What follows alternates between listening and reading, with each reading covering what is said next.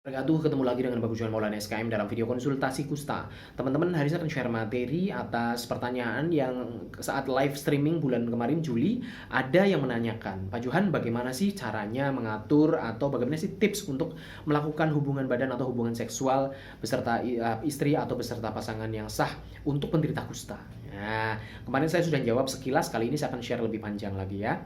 Ada beberapa hal yang bisa dipertimbangkan bagi teman-teman. Ya tentunya nanti kalian yang mempertimbangkan dan kalian yang menemukan rumusannya sendiri seperti apa, kalian yang menentukan. Artinya apa yang saya share ini bukan sesuatu yang bisa digeneralisir. Kalian sendiri yang bisa mengukur nih nanti ya. Jadi ada yang akan menentukan ini saat yang baik atau tidak untuk melakukan hubungan seksual.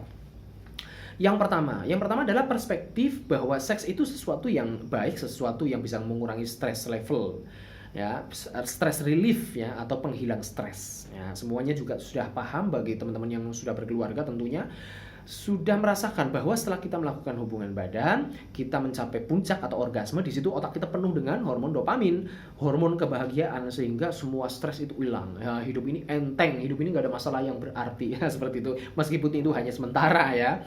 Artinya memang memiliki stress relief atau penghilang stres. Nah, sudut pandang ini artinya kita menganggap bahwa seks itu sesuatu yang baik, bahkan bisa mencegah reaksi, ya kan? Karena salah satu faktor pemicu reaksi adalah stres mental, ya kan, tekanan pada mental, tekanan pikiran seperti itu. Saat Anda stres, terus melakukan hubungan badan, stres levelnya turun, nah, akhirnya nggak jadi reaksi deh. Itu pertimbangan yang pertama ya, satu perspektif. Nah, perspektif yang kedua nih, bisa aja seks itu malah melemahkan badan. Tentunya kalau ini misalkan dilakukan, satu, Anda terlalu memaksakan diri. Sebenarnya tidak pengen, tapi memaksakan diri. Misalkan, saya seminggu harus 3 kali. Seperti itu. Ada orang yang berprinsip seperti itu. Lah, itu terlalu memaksakan diri, akhirnya tidak mood. Tidak mood bisa aja malah tidak mencapai sesuatu yang berkualitas, tidak mencapai puncak yang diinginkan, malah kamu malah murung setelah itu, malah tidak, akhirnya kamu frustasi juga bisa kan, antara hubungan suami istri, misalkan salah satu nggak mood, malah tidak mencapai kebahagiaan kedua orang, karena seks itu kan bukan hanya hubungan satu orang, tapi hubungan dua orang, bahkan tidak hanya biologis, tapi hubungan sosial juga, saling membahagiakan. Tentunya kalau ini tidak tercapai, yaitu kamu malah bisa pikiran sendiri, kan seperti itu. Atau hubungan seksual yang dimana kamu badanmu sedang lemah, kamu sedang misalkan kecapean tapi dipaksain, kamu bahkan mungkin sedang reaksi tapi dipaksain hubungan badan, atau kamu misalkan sedang sakit atau perut kamu kosong. Nah, ini kondisi-kondisi seperti ini sebaiknya dihindari untuk melakukan hubungan seksual, karena bisa malah melemahkan ya. Kalau tips dari saya, ini tips dari saya ya, sebagai orang yang sudah berkeluarga. Lakukan hubungan seks tatkala Anda ingin. Nah, tatkala Anda ingin atau ada hasrat untuk melakukan hubungan seksual. Hasrat hubungan seksual memang terpengaruh dari eksternal dan juga dari internal. Kalau dari internal ya tentunya itu hormonal, ya kan, secara natural manusia itu ada hormonal seperti itu, ada hormon-hormon yang akhirnya menginginkan kita melakukan atau menyalurkan hasrat seksual, entah itu berapa hari sekali misalkan.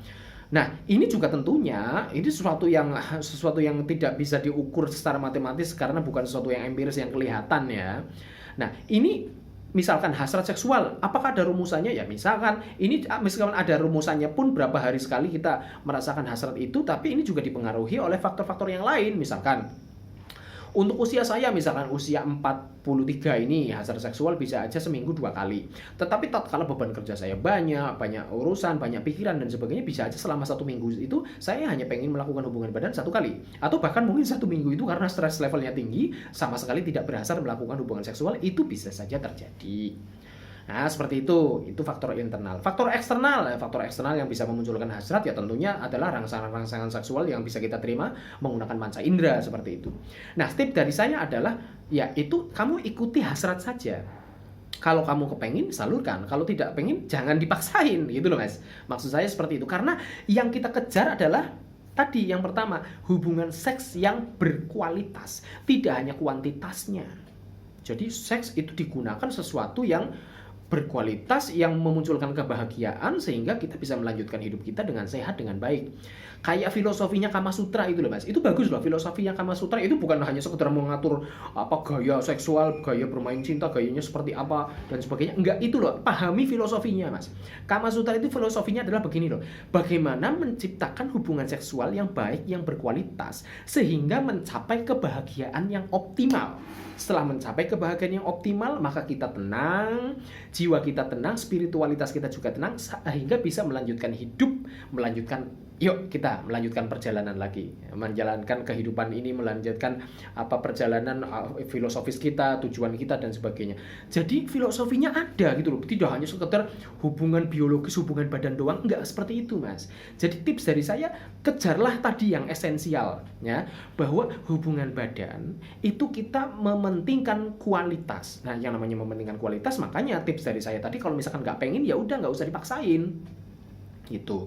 Kalaupun memang ingin, maka kita juga lihat situasi kondisi. Ini gimana caranya menjalin hubungan sosial juga dengan pasangan, hubungan psikologisnya juga baik, mesra dan sebagainya. Itu perlu dibangun Mas. Jadi jangan wah yang penting melakukan kuantitas, cepat-cepat keluar. Nggak seperti itu Mas. Jadi hubungan psikologi antara dua orang ini dengan pasanganmu dibina dulu yang baik, moodnya dikondisikan sehingga tidak memaksakan salah satu pihak seperti itu. Dua-duanya mood gitu kan. Terus ada warming up atau pemanasan minimal 10 menit seperti itu. Terus barulah kamu melakukan penetrasi atau hubungan badan. Di situ juga nggak usah cepat-cepat keluar. Jangan.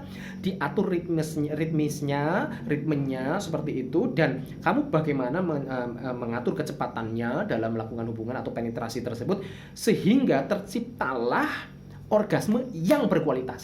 Harus berkualitas. Hubungan seksual harus berkualitas, Mas. Quality nomor 1 ya, sehingga dua-duanya terpuaskan. Nah, itu apakah dua-duanya mau misalkan orgasmenya bersamaan atau tidak, terserah.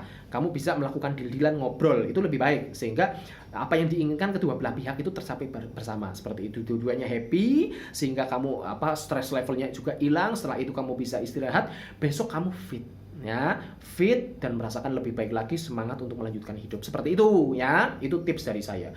Lah kalau misalkan saya OYPMK-nya belum nikah gimana ya? Mohon maaf ya teman-teman, OYPMK itu kan ada yang jomblo sampai kepala 3, kepala 4 dan sebagainya. Alasannya ya karena saya belum siap nikah, atau bahkan stigma saya nggak mau nikah, saya misalkan orang lain tahu saya kusta nanti gimana, ada ketakutan seperti itu sehingga jomblo sampai kepala 3, kepala 4, takut nanti calon mertua tahu gimana dan sebagainya. Atau bahkan karena sosial ekonomi buruk, kamu misalkan mengalami keterbatasan untuk bekerja sehingga nggak punya uang, mau ngelamar cewek juga nggak berani karena nggak punya uang, mau nikahin anak orang nggak berani, takutnya nggak bisa menafkahi seperti itu. Nah ya makanya solusinya adalah bekerja.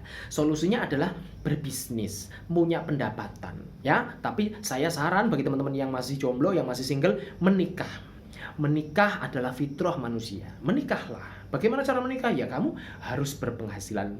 Ya makanya kalau yang mau konsultasi mengenai bisnis pun saya jalani, saya lakoni Mas di sini, meskipun dalam kapasitas saya sebagai seorang bisnismen yang bukan konsultan bisnis. Kalau mau nanya tentang bisnis silahkan tanya ya. Saya akan bisa jawab sebisanya saya seperti itu.